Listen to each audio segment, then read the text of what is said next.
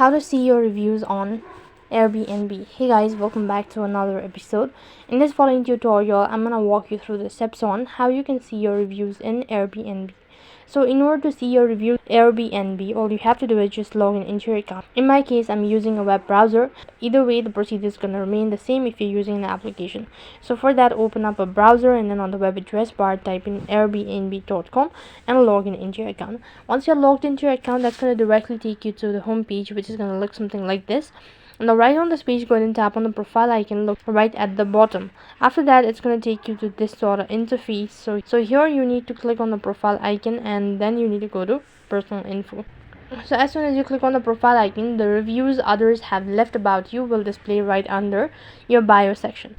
Over here, you'll be able to see your reviews in Airbnb. In this way, you can see your review on Airbnb. That is all for this video. I hope the video was helpful. Make sure to like, share, and subscribe to our channel. Thank you for watching. See you in the next video.